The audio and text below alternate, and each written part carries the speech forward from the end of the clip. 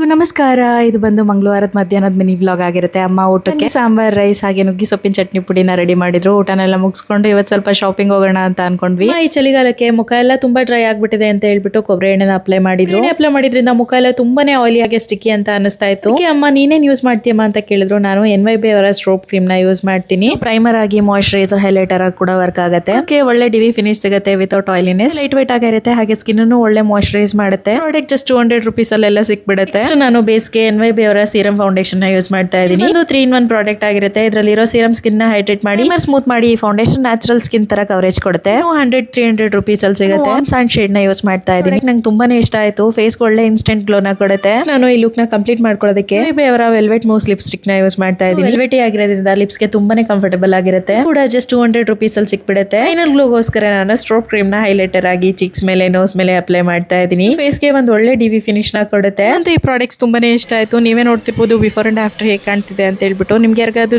Link ಬೇಕು ಅಂತಿದ್ರೆ tag ಮಾಡಿರ್ತೀನಿ ಅಥವಾ ಪರ್ಪಲ್ ಆಪಲ್ ಕೂಡ ಅವೈಲೇಬಲ್ ಇದೆ. ಒಂದ್ಸಲ ಚೆಕ್ ಮಾಡಿ.